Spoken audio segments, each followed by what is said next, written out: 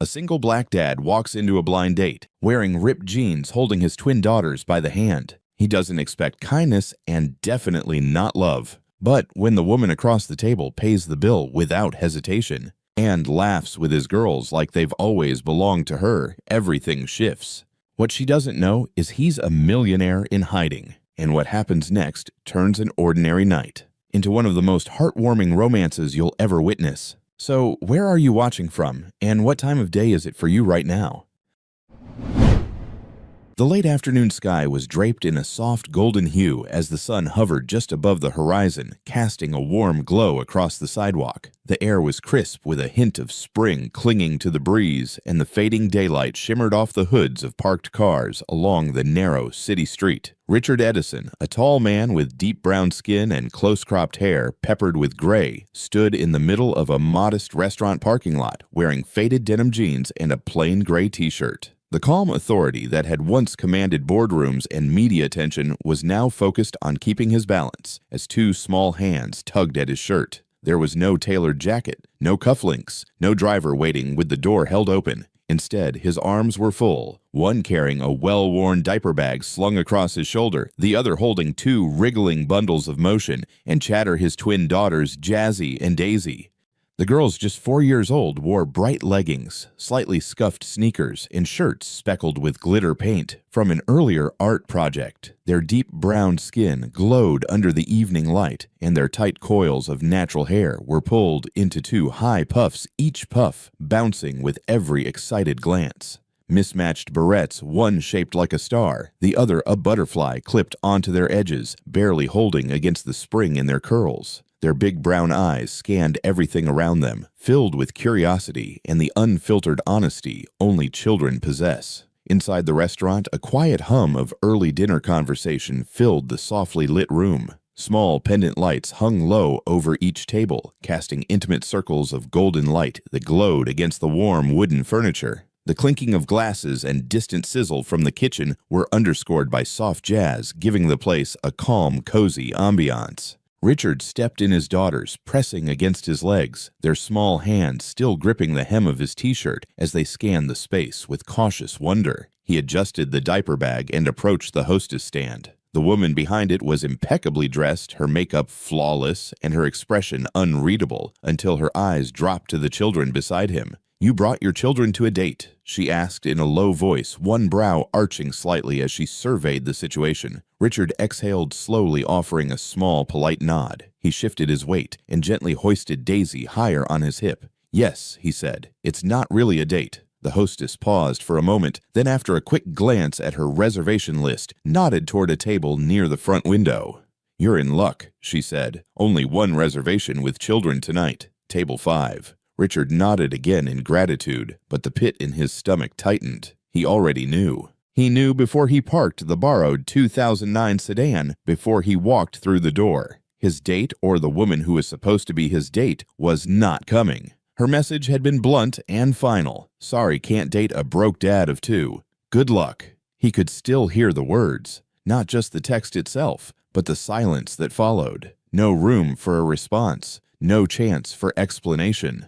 The words had looped in his mind all afternoon, their dismissal sharp and cutting. He almost turned around right then. His grip on Jazzy's hand tightened slightly. He thought about sparing his daughters the confusion, the noise of the room, the sympathetic glances he might receive. This evening had been a long shot to begin with a hopeful flicker in an otherwise dim season of his life. He began to gather the girls again, the movement mechanical, his disappointment settling like a stone in his chest. Then the restaurant door swung open. The bell overhead gave a soft chime as the door eased shut behind her. A woman stepped in, brushing wind-blown strands of blonde hair away from her face. She was carrying a canvas tote slung over one shoulder and a paperback novel that looked like it had lived through many rereads. Her eyes scanned the room. Slowly, her brow furrowed in brief confusion as she checked her phone, then glanced back up. Her gaze stopped when it landed on Richard's table. She walked toward him with hesitant steps, her free hand fidgeting with the corner of her book. Her smile was unsure but sincere, as though she, too, wasn't completely convinced this was the right table, but had decided to trust her gut anyway.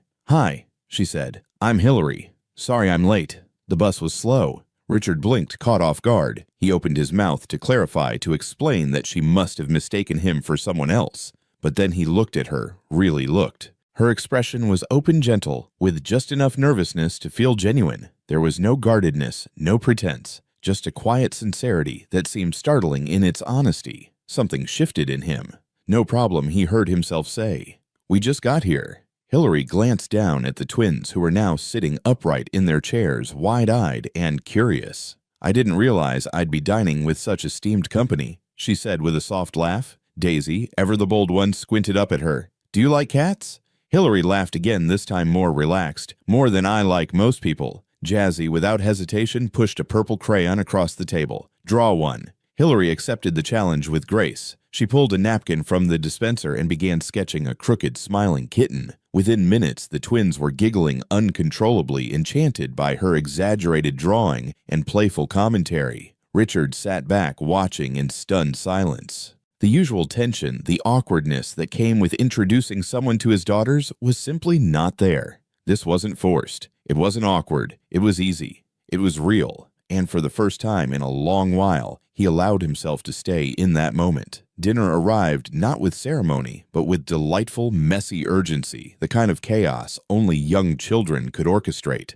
The soft glow of pendant lights overhead gleamed off spilled drops of orange juice and cast gentle shadows on the white tablecloth, now speckled with flecks of spaghetti sauce. Jazzy had managed to swirl her fork a little too enthusiastically, sending a tomato-streaked noodle onto her napkin and then to the edge of Hillary's sleeve. Daisy, absorbed in explaining the story behind her imaginary pet rock, tipped her cup without noticing. Juice puddled near her plate, and a napkin was hastily sacrificed. Hillary didn't flinch. There was no gasp, no scolding, no performance of patience. She simply dabbed at Daisy's chin with calm fingers and chuckled as she shared a memory. How as a child she'd once tripped during a birthday story time at the library and landed face first into the cake. The girls burst into laughter, loud and genuine, their giggles rippling through the air like music that Richard hadn't realized he'd missed. He watched the scene unfold, his eyes lingering on Hillary as she wiped her arm without complaint, then leaned closer to help Jazzy cut a stubborn meatball.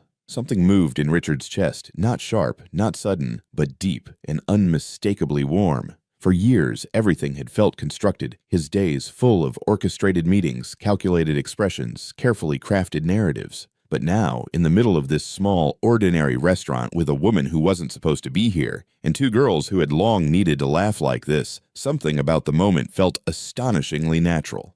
There was no judgment in Hillary's glance, no attempt to decode his status or subtly probe into his income. Instead, she looked at the children when they spoke, truly looked, and when she smiled, it came from a place of stillness, not performance. Hillary didn't ask him about his job. She didn't bring up money or headlines or rumors about corporate maneuvering. She didn't seem to recognize the name Edison as anything other than his. Instead, she asked Jazzy what her favorite animal was, listened as though the answer were a treasured secret, and nodded thoughtfully as Daisy told the elaborate story of a magic rock she had discovered behind their apartment building. Richard found himself watching Hillary's face, how her brow lifted gently when she listened, how she leaned forward to meet the girls on their level. When she caught his eyes across the table, she didn't blush or look away. She just smiled, small and soft, with a kind of sincerity that disarmed him more than any flirtation ever could. Midway through the meal, a server approached quietly and set down a leather-bound folder near the edge of the table. "Take your time," he said politely. "Dessert's next." The folder lay there, closed simple, but suddenly very loud in Richard's mind. His hand instinctively moved toward his back pocket. Then it stalled. This wasn't his usual routine. These weren't his tailored trousers. The jeans he wore had been borrowed along with the car outside. He hadn't checked to see if there was even a wallet in them. A flicker of panic passed through him, brief but sharp. Not because he couldn't pay. He could have bought the restaurant if he wanted. But because in that moment he felt exposed, vulnerable in a way he hadn't felt since the first week after Caroline died, when everything felt out of control, and nothing, no matter how well managed, could stop the unraveling. Hillary noticed. She didn't gasp, didn't offer to lend money with pity in her tone. She didn't say anything at first. Instead, she gave him a smile, gentle, unassuming, and reached calmly into her worn leather wallet. With a motion that was practiced but never showy, she pulled out a well-used credit card and handed it to the server. "It's fine," she said, easily tucking a strand of hair behind her ear. "I've had worse dinner dates." Richard turned to her, momentarily stunned by the calm grace of it all. "You didn't have to," he said, voice low. "I know," Hillary answered, her voice equally quiet. She met his eyes without blinking. "But I wanted to. You looked like you needed someone to just be kind." He didn't know what to say to that. Around them, the restaurant hummed on soft music, clinking glasses, distant laughter. But in Richard's ears, everything dimmed. It wasn't about the money. That wasn't the point. He could have called his assistant, texted his banker, left a tip larger than the meal. But that gesture, that simple, quiet offer, cut through all of it. It wasn't charity. It was care. The kind people used to offer when they weren't trying to get something in return. He looked at her more closely. The blouse she wore was simple cotton, a little faded at the sleeves. Her hands bore no rings, her nails unpainted. There were faint shadows beneath her eyes, the kind that come from late nights with overdue library records, not luxury galas. She wasn't trying to impress anyone. She was simply here, present, human, and for reasons he couldn't quite articulate that made Richard feel seen in a way no magazine cover or investor call ever had. The restaurant had begun to empty, the noise thinning into a background murmur as diners filtered out into the cool night. Soft jazz still played overhead now, less masked by conversation, and the golden pendant lights cast a dim, cozy glow across empty tables. But their table in the far corner near the window remained alive. Crayons rolled across the wood surface like tiny logs in a stream. Napkins were scrawled with colorful doodles, and soft laughter drifted between bites of dinner. Hillary reached for a breadstick, breaking it cleanly in two before offering half to Jazzy. Her voice was calm, unhurried, as she picked up where she'd left off in her story. "I grew up in a house where money was tight," she said, her eyes softening as her gaze wandered, slightly caught in the thread of memory. "We didn't have much, not clothes, not furniture. But we had books. Everywhere. Piled up in corners, balanced on windowsills, even lined up along the floor like stepping stones. My mom used to read to me every night by candlelight when the power was cut. That's why I became a librarian. Books made me feel rich even when everything else felt uncertain." Her tone wasn't heavy. There was no bitterness, no performative humility, just a quiet reverence for what had shaped her. Richard listened closely, elbows resting on the table, one hand cradling his glass. What struck him wasn't just her story, it was the ease with which she told it, the absence of self-pity, the clarity of her gratitude. Most people he met wanted to impress. They angled the conversation toward his net worth, asked about his homes, his cars, his vacations. But Hillary didn't ask him a single question about what he did. She didn't even seem to care. She only looked at him when he spoke, truly looked like she wanted to understand the man behind the headlines. And that made him feel for the first time in years like he was being seen, not assessed. "You must love your job," he said quietly, still watching her. Hillary nodded, her expression gentle. "I do. The kids who come in after school, they light up when I remember their names or when I set aside a book I think they'll love. It's small, I know, but it feels like it matters." She smiled, then turned to Jazzy, who had leaned her head gently against Hillary's arm, clearly growing tired. Hillary reached up and brushed a crumb from the girl's cheek, her fingers careful and maternal. "These girls," she whispered, "are something special." Richard felt his throat tighten. He hadn't expected to feel so much, hadn't meant to. "They are my world," he said, barely above a whisper. When the meal finally wound down, Richard stood brushing crumbs from his jeans. He reached for Hillary's coat draped over the chair back, offering it to her as he said, "Can I walk you to the bus stop, or at least give you a ride?" His tone was light, almost self-deprecating. "It's not a fancy car, but it gets from point A to point B." Hillary took the coat slowly, then glanced out the window at the dim street. She hesitated, then gave a small smile. "It's okay. I like the walk. Helps me clear my head." He tried not to let his disappointment show. He nodded, once hands slipping into his pockets. "Of course." She bent down toward Jazzy and Daisy, kissing Jazzy gently on the forehead. "Thanks for the cat, drawing artist. Come draw again," Daisy chirped, still playing with the ends of her crayon. Hillary's smile lingered. "Maybe." Then she pulled her coat tight, gave Richard a parting glance, and stepped into the night, the restaurant door closing softly behind her. The ride home was quiet. The girls, full and content, were already dozing in their booster seats, their fingers still smudged with crayon and pasta sauce. The only sound in the car was the hum of the engine and the occasional click of a blinker. On the dashboard, a folded napkin fluttered slightly with the car's motion, a child's drawing of a cat with too many whiskers and crooked little letters that spelled out Hillary plus Jazzy. Richard glanced at it more than once during the drive. Later parked in the wide, dark stillness of his garage, he sat for a long moment before cutting the engine. The twins were still asleep. He looked at the drawing again, and something inside him tightened. His mind wandered back years ago to a different kitchen, a different night. Caroline, his late wife, had been sitting cross-legged on the floor, with the girls drawing farm animals with washable markers on old newspaper. She had been laughing big and unguarded while the girls squealed in delight. That memory had stayed with him, stubborn and haunting. It had made every date since feel like a betrayal, made every smile from someone new feel like he was moving too fast. But tonight felt different. Watching Hillary with the girls, seeing her wipe orange juice off her sleeve without flinching, hearing her laugh alongside them, brushing crumbs from Jazzy's face, he hadn't felt guilt. He hadn't felt fear. He'd felt something else entirely. Peace.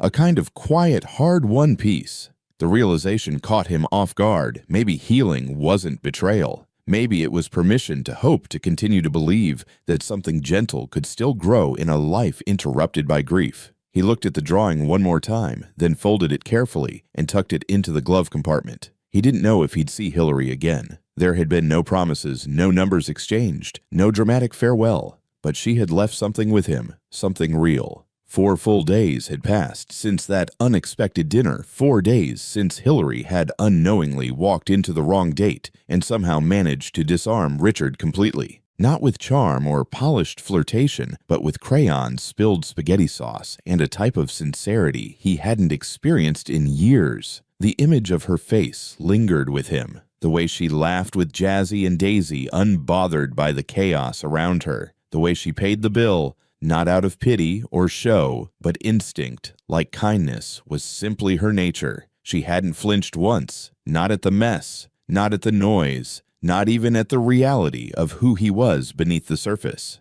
And all he had to go on now was one passing comment she'd made toward the end of the evening. "I work at the library near Pine Street, the one with the red doors." On Saturday morning, the air was cool and the sky overcast, but there was no hesitation in Richard as he packed the girls into the car. He didn't tell himself it was a plan, just a visit, he said, a casual trip to the library. No pressure, no expectations. But he knew better. Beneath that practiced detachment was hope, plain and persistent. The red doors weren't hard to spot. They stood boldly against the brick exterior framed by ivy that crawled upward like green veins. Inside, the scent of old pages and wood polish wrapped around them the moment they stepped through. It was the kind of smell that brought back memories, classroom corners, rainy afternoons, with books propped open on laps, stories read aloud in soft, patient voices. The library was quiet but alive. Children's laughter floated from the back, where a small group sat cross-legged on a brightly colored rug. A woman in a soft blue cardigan sat in front of them, a worn picture book open in her lap. And then the bear said, "Who took my hat?" Her voice rose with playful exaggeration, sending the group into giggles. Richard's breath caught. He nudged Daisy gently. "That's her," he whispered. Daisy clapped her small hands. "She's here." Before he could stop them, the twins darted forward, weaving between the other children, with the speed and enthusiasm only 4-year-olds could muster. They reached Hillary in seconds, Jazzy nearly stumbling as she skidded to a stop. Hillary paused, startled by the sudden movement, her eyes lifting from the book. Then slowly she looked up and saw him. Richard stood just beyond the archway, hands in the pockets of his charcoal jacket shoulders, slightly hunched like he wasn't sure if he belonged. Their eyes met. For a long second, neither of them spoke. "Hi," he said, finally softly. She closed the book gently. "Everyone, we'll take a quick break. 5 minutes, okay?" The children groaned in protest, but they obeyed, shuffling toward beanbags and coloring sheets. Hillary stood, brushing invisible creases from her skirt as she faced him fully. "You found me," she said, not accusing, but not exactly inviting either. Richard nodded. "I remembered what you said about the red doors." The air between them was thick, not angry, not cold, but full of things unsaid, a quiet tension that held its breath. Jazzy, standing between them, held up a folded piece of paper decorated in bright marker. "We made you another drawing." She beamed. Hillary looked down, her face softening as she accepted it. "Thank you, sweetie," she said, gently kneeling slightly to meet Jazzy's eyes. She unfolded the paper slowly, her thumb grazing a smudged heart in the corner. Then she looked up at Richard again. "You were not the man I was supposed to meet that night." "No," he admitted, his voice even honest. "You were meeting someone else." Hillary's arms crossed, not with hostility, but with guarded curiosity. "Then why did you stay?" Richard took a breath. Not rushed, not defensive, just deep. "Because I couldn't walk away," he said. "Not when someone finally saw me. Not the CEO version, not the guy on magazine covers. Just me." The dad trying to hold things together. The man who still misses his wife. The one who needed a night that didn't feel like a transaction. His voice didn't crack. It didn't need to. There was truth in it, and it sat heavy in the quiet space between them. He hadn't planned to say it that way, but now that the words were out, he didn't take them back. He couldn't. They were real, and she deserved real. Hillary looked at him. Really looked as though trying to decide whether to let the moment pass or lean into it. Outside, through the tall windows, the clouds shifted slightly. Light filtered in soft and dappled painting faint shadows across the library floor, and neither of them moved. Hillary's lips parted slightly, her expression unreadable. "I didn't lie." Richard said the words, coming quickly, almost reflexively, but without panic. "I didn't pretend to be someone else. I just didn't correct you.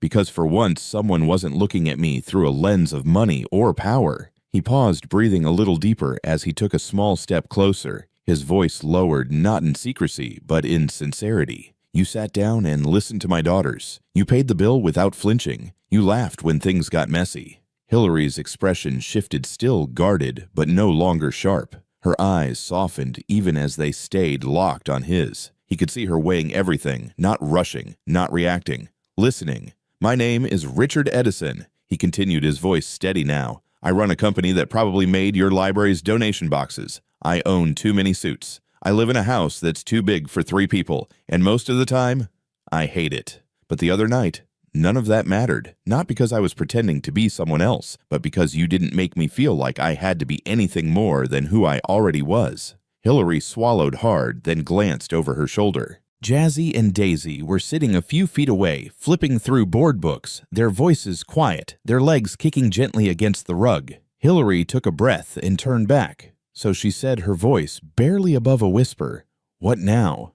"I don't know," Richard admitted, and that honesty sat heavy but peaceful between them. "I just knew I couldn't let you disappear without telling you the truth. Not because I think it'll change anything, but because you deserve to hear it." She looked down at the drawing in her hands, a napkin creased at the corners with a crooked cat drawn in purple crayon. Above it, a pink heart hovered, and beneath it, written in bold, childlike letters, "For Hillary." "What I saw that night," she murmured almost to herself, "was real. The way you looked at them, the way they looked at you, the way you watched me like you were seeing something that scared you." She paused, her thumb brushing lightly over the napkin. "That wasn't fake. It wasn't." Richard said, his voice full but quiet. Hillary looked up again, meeting his eyes. Her voice was firmer now, though still gentle. "But I need time to figure out what's real, especially when everything else around you feels complicated." Richard nodded once. "Take all the time you need." There was a pause. Not rushed, not final. It held space for doubt, for possibility. It wasn't a goodbye. And for the first time in a long while, that was enough. The days that followed were simple, almost deliberately so. Richard found reasons to bring the girls to the library more often, checking out books they hadn't touched in years, letting them browse slowly, pretending he wasn't watching the front desk. Hillary, always poised behind the counter or cross-legged in the children's section, would offer a quiet smile whenever they entered. It was never overdone. She always made it look like a pleasant surprise, like they'd just happened to wander in. They never talked long. A few words here and there.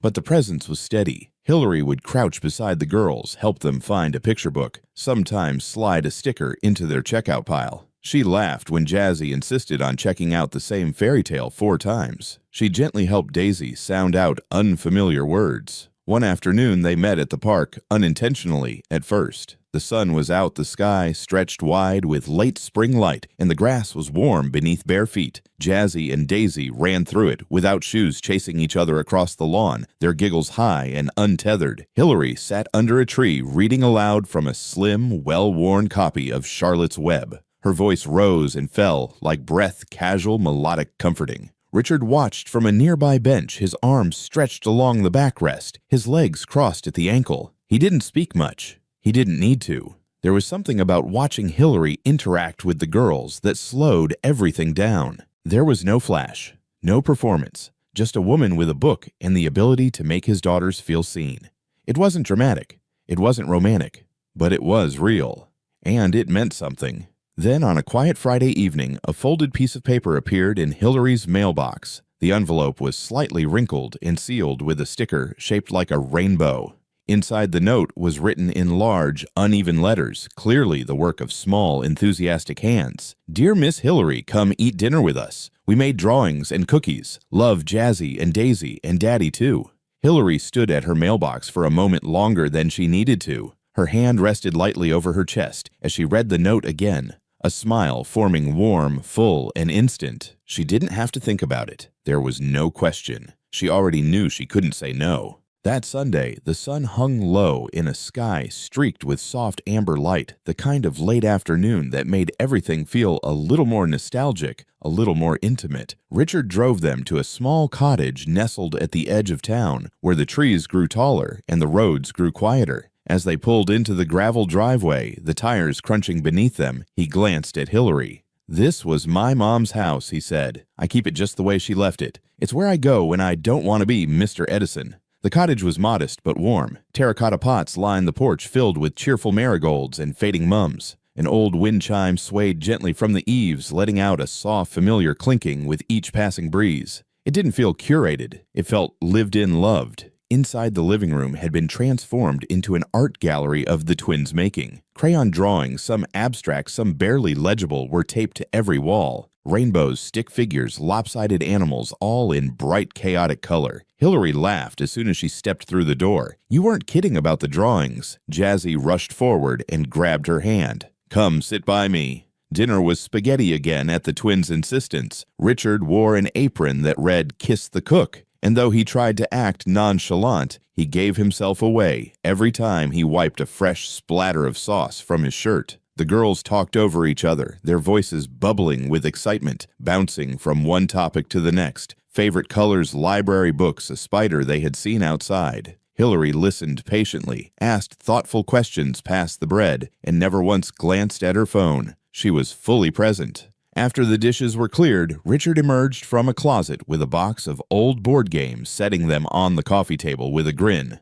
Meanwhile, Hillary helped tidy up the kitchen stacking plates, wiping counters, humming softly to herself. It wasn't performative. It wasn't awkward. It was natural. Later, as the night settled in and the girls began to tire, Jazzy sat on the floor to take off her shoes. Her curly hair had come loose from its clips and hung in her eyes. Hillary kneeled beside her. "Your hair's in your eyes," she said gently. She reached into her pocket and pulled out a tiny hairpin, carefully brushing Jazzy's bangs aside and fastening the curl back in place. Jazzy looked up at her eyes, wide and full of light. Richard stood in the doorway, drying a plate with a towel. The movement stopped as he watched. The look in his daughter's eyes, the trust, the ease, the quiet joy struck him harder than he expected. There was no coaching, no prompting. Just a child looking at someone with unguarded affection. Hillary sat back on her heels, her knees creaking slightly, and looked up. "I've never seen a child trust me that quickly," she said, almost to herself. Richard stepped forward, the dish towel hanging forgotten from his hand. His voice was low but clear. "I've never seen anyone make them feel safe so fast." Hillary blinked, her surprise evident. "I mean it," he continued. "They don't open up like that. Not since Caroline passed. It's like they can sense things, what's genuine, what's not. You walked into our lives and it was like they'd been waiting for you." Her eyes shimmered and she looked away, brushing a hand over her jeans. "I don't know what I'm doing half the time," she admitted. "I just care." Richard placed the plate down quietly and stepped closer. "That's exactly what they need," he said. The room was still. Outside, the wind chime rang softly again. Inside, there was no fanfare, no declarations, just a quiet knowing. Something had changed, and no one needed to say it aloud. The girls were now curled up together on the living room rug, their heads gently resting against one another as they turned the pages of a picture book with soft, unhurried hands. The evening light filtered through gauzy curtains, casting a golden wash over the room. Outside, the world carried on its headlines, its speed, its noise. But in this cottage, nestled in a quiet corner of town, that chaos felt distant, almost unreal. Richard sat on the edge of the sofa, elbows on his knees, watching the twins in silence. He didn't speak until Hillary, standing nearby, turned to him. Her voice was soft but clear. "You're different here." He looked up at her, a faint smile tugging at the corner of his mouth. "I'm myself," he said simply, "when I'm not being chased by headlines or asked about stock projections." She took a slow step closer, her expression open, unguarded. "You don't have to prove anything here. Not to them, not to me." He exhaled, and for a moment his posture changed. His shoulders dropped, his face softened. Vulnerability flickered in his eyes. "That's what scares me most," he admitted. "That it's real." Hillary's voice lowered just above a whisper. "Then don't run from it." Richard met her gaze and held it, really held it. It wasn't the kind of look born out of charm or desire. It was deeper than that, rooted in awe, in recognition, in quiet gratitude. Because somewhere along the way, this woman had stepped into their world with no intention of taking anything, and yet she had given something priceless. Her presence, her patience, her kindness, it had wrapped itself around the jagged edges of their grief.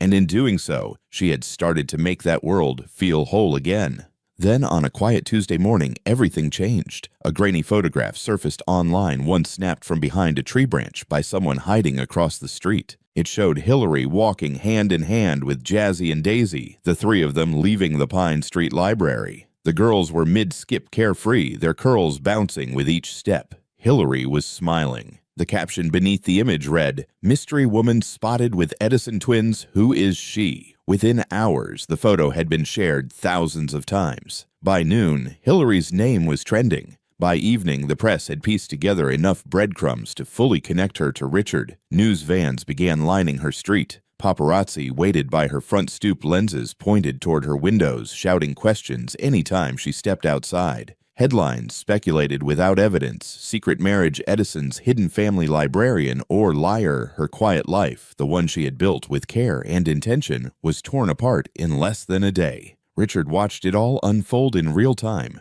The coverage was relentless. His name was everywhere again, but this time it wasn't just about stock prices or mergers. It was tied to someone who had never sought fame, someone who had simply cared for his children and for him without asking for anything in return. He called her again and again. No answer. At the library the following morning, the director summoned her to a back office. The fluorescent lights above flickered slightly, casting a sterile glow over the small space. His face was drawn, his voice low and uneasy. "There's been pressure," he said, not quite meeting her eyes. "One of our top donors has threatened to pull funding. They say the media frenzy is too distracting."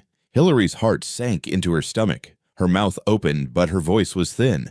"I didn't do anything wrong." "I know," the director said quietly, "but they don't care about what's right or fair, only how it looks." He didn't offer a defense. He didn't fight for her. She walked out of the library a short time later, a cardboard box in her arms filled with items she had collected over years: well-loved pens, bookmarks, a photo of her and the Storytime kids. The hallway was silent, except for the sound of her footsteps. Colleagues stood nearby but said nothing. Their whispers clung to the air like fog. It had taken her years to build that small life, a life where she mattered, where she made a difference. And now, because of one moment, one photo, it had all unraveled. That night, Hillary sat alone on the worn fabric of her living room couch, wrapped in a silence so dense it seemed to press against her chest. The curtains were drawn, the only light in the room, a dim lamp casting a pool of amber over the coffee table littered with unopened mail and a half-drunk cup of tea, now gone cold. Her phone buzzed again, another message, another notification. The screen was a stream of names she didn't recognize, reporters, strangers, people who had decided she was worth speculating about. Some demanded answers. Others offered opinions she had never asked for. She ignored them all, except one. "Hillary, please talk to me." "I had no idea this would happen. Richard." She read that one 3 times, but she didn't reply. The next morning, the chaos she had been avoiding arrived right at her doorstep. Reporters lined the sidewalk in front of her building, their voices tangled in the air like static, each one calling her name, demanding her attention. Microphones thrust forward, camera flashes fired. Curious neighbors peered through blinds and half-cracked doors. One woman down the hall, robe cinched tight, and curlers still in, called out, "Is it true? Are you marrying him?" Hillary pressed her back against the wall just inside her apartment, breathing slow, measured breaths. Her fingers clenched around the strap of her shoulder bag. Then, amidst the shouting, a new sound split the air, the firm thud of a car door followed by footsteps. The noise outside shifted. The crowd grew quiet in the way people do when something unexpected pulls their attention in one direction. The murmurs gave way to a hush. Hillary moved toward her window and, pulling the curtain back just an inch, saw him, Richard Edison, standing at the bottom of her steps. His coat was open, a dark gray tailored piece he hadn't bothered to fasten, against the wind that tugged at his sleeves. His hair was tousled, not in the careful way stylists arrange, but in the honest, human way of someone who had run his hands through it a dozen times on the drive over. The camera shutters clicked like distant thunder. He didn't look at them. He didn't speak to them. His gaze was locked on one thing, her door. Hillary's breath caught. Her hand, still clutching the edge of the curtain, trembled. Below, Richard took a step forward and raised his voice not with the practiced polish of a press conference, but with the raw, cracking edge of someone who was scared, who meant every word. "I can't change the world, Hillary," he called out, voice rising just above the hum of reporters. "But I can stand between you and it. I can take the cameras, the questions, the noise. Just say the word. Let me stand with you." She stood frozen by the door. Her heart pounded hard enough that she could hear it in her ears. Tears welled and spilled over before she could stop them. Her hand hovered over the lock, her fingers resting gently against the cold brass. She didn't open it. Her voice was soft but clear through the door. "You have to protect your daughters. Don't let them get caught in this mess." His reply came without pause. "They're already in it, because they asked about you every night this week, because they miss you. And so do I." Hillary leaned her forehead against the door, the wood cool against her skin. She bit her lip to hold back a sob. "I didn't ask for this," she said, the words breaking as they left her. "I know," Richard answered, "but neither did we. And yet, somehow, this became the most real thing I've had in years." There was silence after that, a long, aching silence. The cameras continued to click. A gust of wind tugged at the bushes lining the sidewalk. Somewhere a car horn honked in the distance, disconnected from the moment entirely. Inside, Hillary stared at the doorknob, willing herself to move to speak again. But all she managed was one last whisper, "I'm sorry, but I need you to go." Below, Richard didn't argue. He didn't push. He just stood there, his jaw set, his hands hanging loosely at his sides. After a beat, he gave a small nod, barely perceptible, and turned back toward the crowd. He moved slowly, his every step deliberate. The reporters pressed forward again, their voices rising with questions, but he said nothing. Hillary slid down the door knees, drawn up her back, resting against the wood that separated them.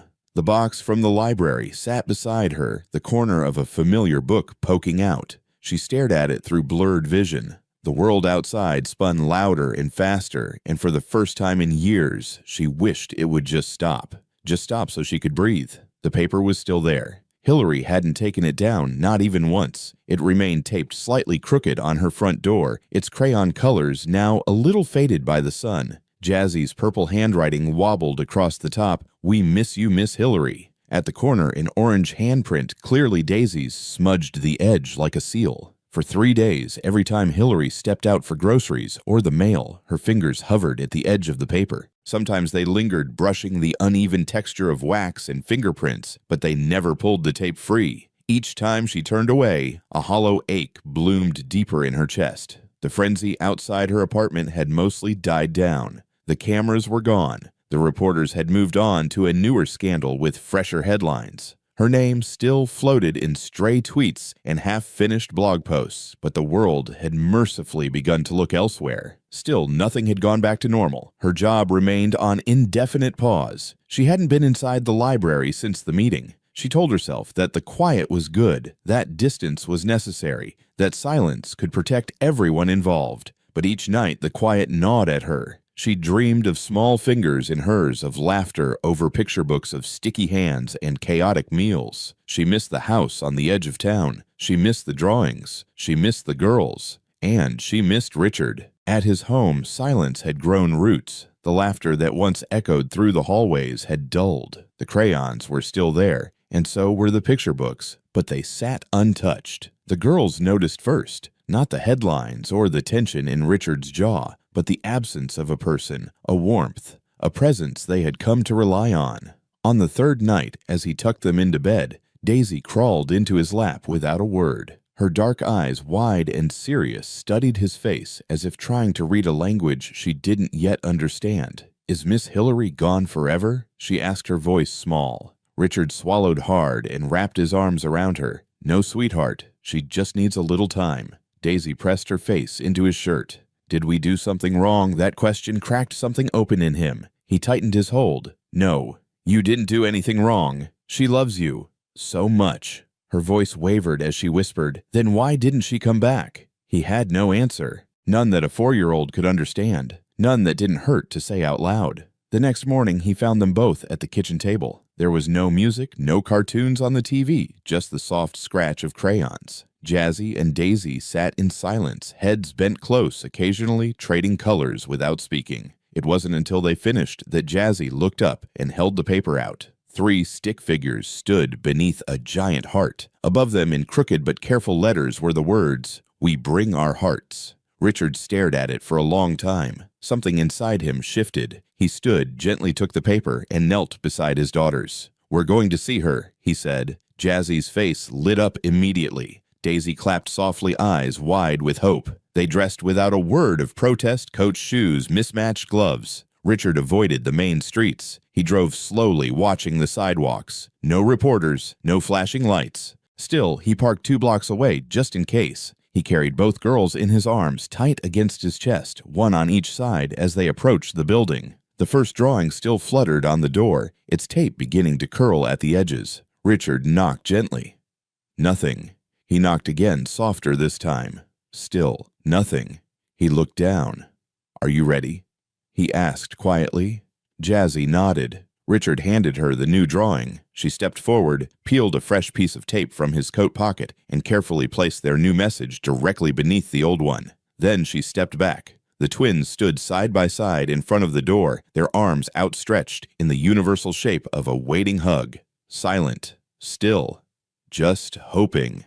Just holding space for the chance that someone would open the door and see them there, ready to love without conditions. And in that stillness, the air held its breath. Inside her small apartment, Hillary sat cross-legged on the floor, surrounded by stacks of children's books she had pulled from every shelf. The morning light filtered through half-closed blinds, casting long, uneven lines across the hardwood floor. She hadn't really planned to sort the books. She just needed something to do with her hands, something to keep her from picking up her phone or pacing the room. Titles she loved, books she had read aloud 100 times, lay open in disarray. She reached for a cloth to dust a cover, paused, then dropped it again. Her mind was too loud. Then came the knock. It was soft at first. She didn't move. Another knock followed. Then came the sound she couldn't mistake. Light giggles, the crinkle of paper, and the quiet murmur of small voices she had missed so much it hurt. Hillary rose slowly, her body stiff from sitting, her heart racing. She approached the door cautiously and pulled it open. There, framed in the morning light, stood Jazzy and Daisy, their small arms stretched, wide eyes shining with a kind of hope too sincere to be rehearsed. Behind them, just a few steps back, stood Richard, hands tucked in the pockets of his coat, his expression unreadable but patient. Hillary dropped to her knees, her breath catching. "Jazzy," she whispered, her voice cracking as tears rushed to her eyes. In an instant, both girls flew into her arms, burying their faces in her neck, wrapping her in warmth that went far beyond touch. She held them close, rocking slightly as emotion poured out. "I missed you," she said through sobs. So much." Richard didn't interrupt. He stood quietly watching, letting the moment unfold without claiming space. Only when Hillary looked up, eyes, red face, wet with tears, did he speak. "I didn't come with headlines," he said, his voice low and steady. "I didn't come with promises. I just came with my heart. And theirs."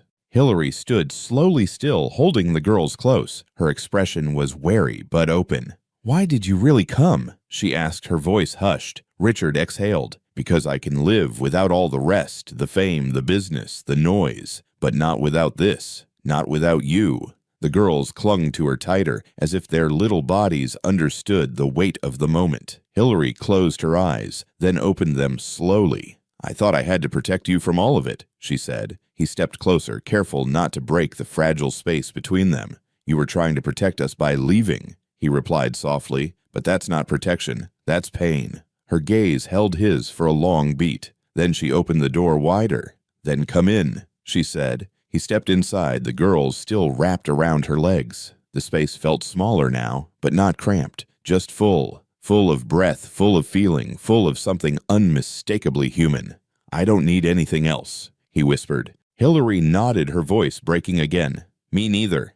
And this time no one let go. The days that followed didn't return life to what it had been before, but they shaped something better, something quieter, more intentional. Richard and Hillary didn't make declarations or post polished photos. There were no flashy date nights or staged events. Just early morning pancakes, story time on the living room rug, and trips to the grocery store where Jazzy insisted on steering the cart and Daisy rode inside with a lopsided grin. Hillary took it slow. She moved gently through her days, still finding her footing. Richard never pushed. The world had already yanked her out of her comfort zone. He would not be another force pulling at her. Instead, he asked her one night as they sat on the porch watching the girls chase fireflies, "If you could do anything in the world, anything at all, what would it be?" Hillary smiled, the kind of smile that came from remembering rather than performing. "I'd start a reading program," she said, "for kids who don't have books at home,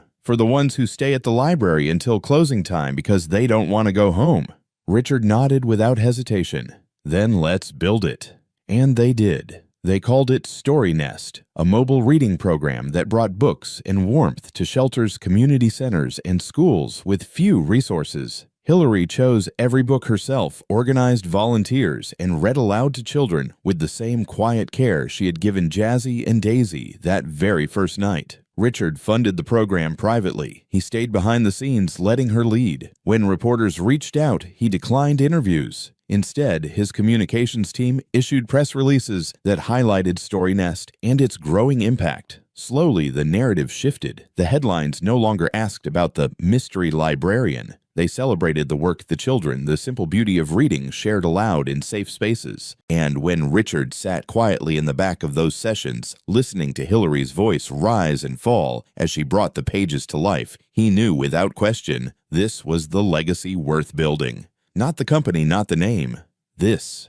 At home, life settled into something gentle and real. There were no headlines, no hushed gossip, just the quiet rhythm of four people learning to trust the days ahead. Hillary began staying for dinner more often, at first out of courtesy, then out of comfort. One evening led to the next, until staying felt less like a visit and more like belonging. When the girls asked her to stay the night, she didn't hesitate, and from then on, bedtime became its own kind of ceremony. Each night, Hillary would curl up with them on the couch or sit cross-legged on the rug holding open a storybook worn soft by use. She gave every character a voice, growly for grumpy bears, squeaky for curious mice. Jazzy and Daisy would giggle, clutching her sleeves, always asking for one more page, then two, then three. She taught them how to draw faces that showed feelings, how to stitch together their own picture books from printer paper and markers. Richard often lingered in the hallway, just out of view, his hand resting on the doorway. He listened not to the words, but to the tone,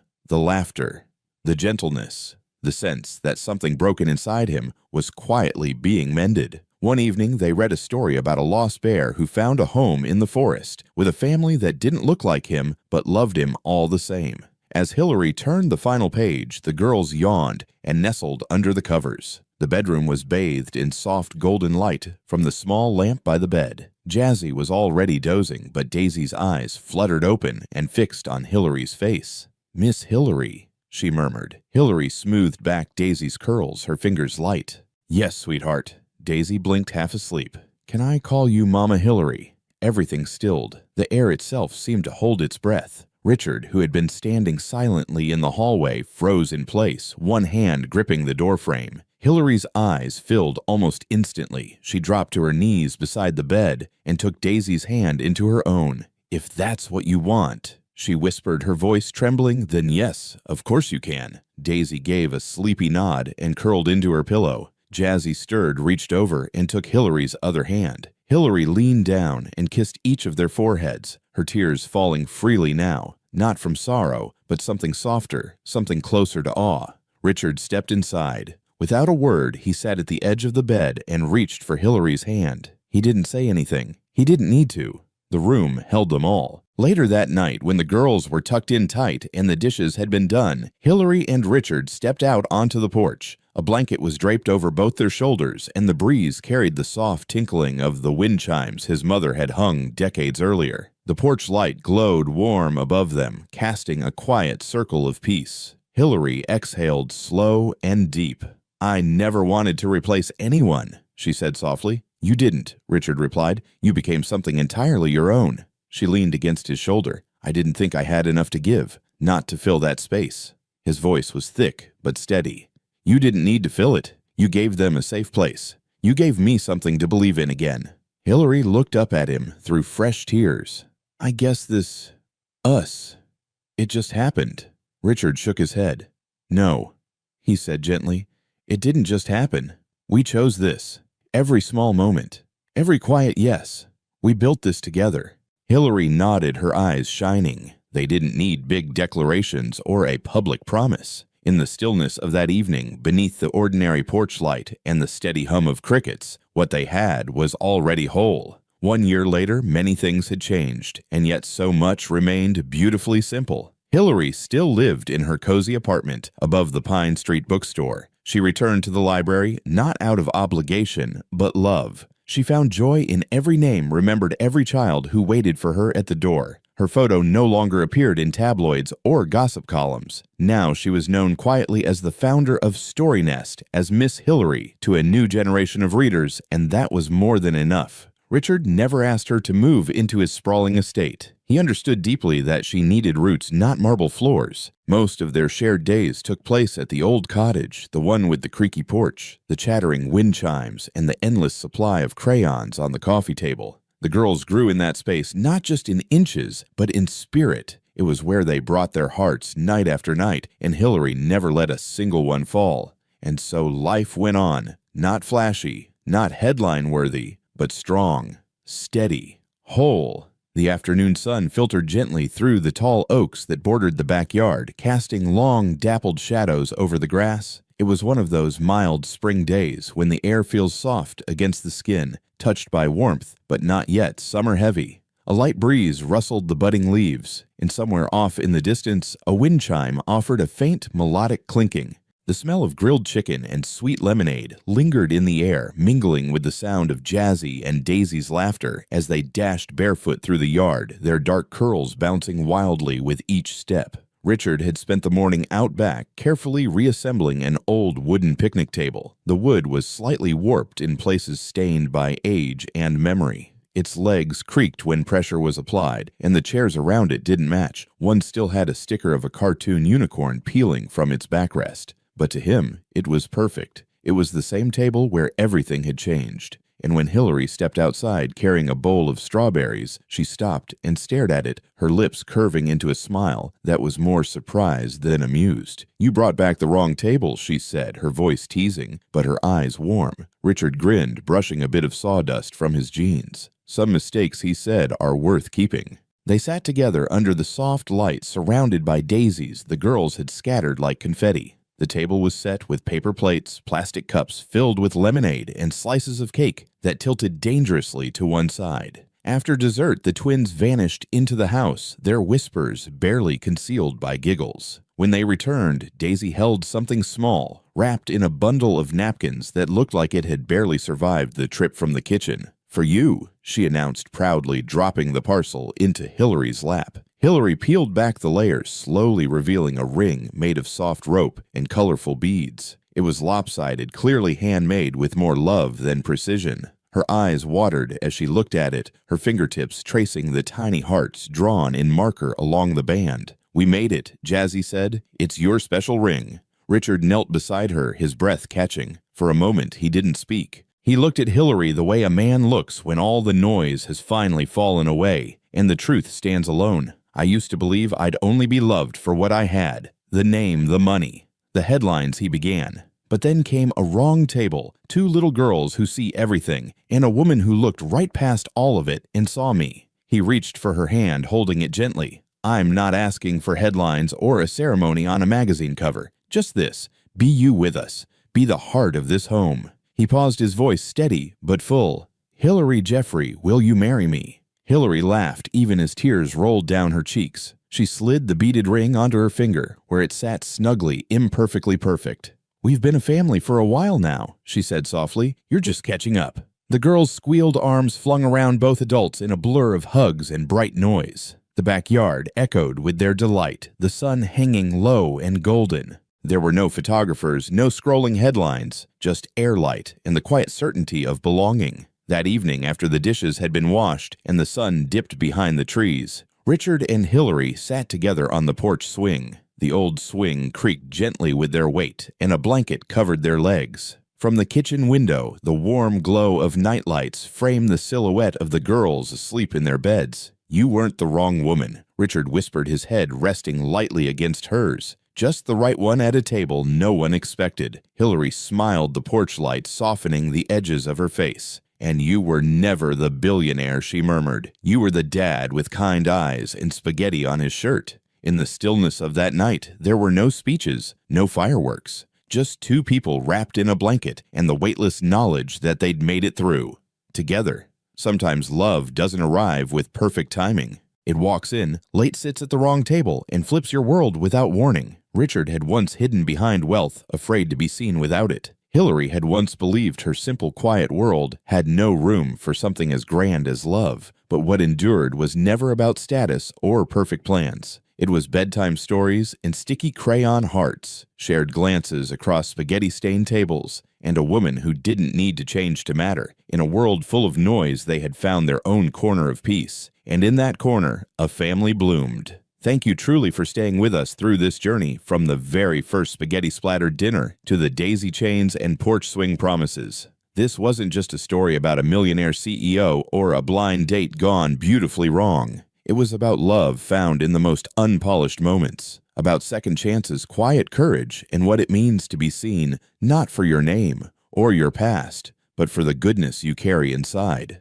Stories like this remind us that the most heartwarming love stories don't need a spotlight. They just need a heartbeat. They need someone willing to stay, someone willing to believe again. If this story touched something in you, if it stirred your soul, made you smile, or brought a tear, please share that feeling. Let us know in the comments where you're watching from. We'd love to hear your thoughts, your reflections, your stories. To everyone who watches, listens, and supports these emotional stories, thank you. Your kindness, your time, your encouragement mean more than you know. This is just one of many touching stories still to come. So if you want more heartwarming moments like this, more real stories that speak to the quiet parts of life, be sure to like, subscribe, and turn on notifications. Your support helps keep this little corner of storytelling alive. We'll see you in the next chapter. Until then, stay kind, stay hopeful, and never stop believing in love. Join us to share meaningful stories by hitting the like and subscribe buttons. Don't forget to turn on the notification bell to start your day with profound lessons and heartfelt empathy.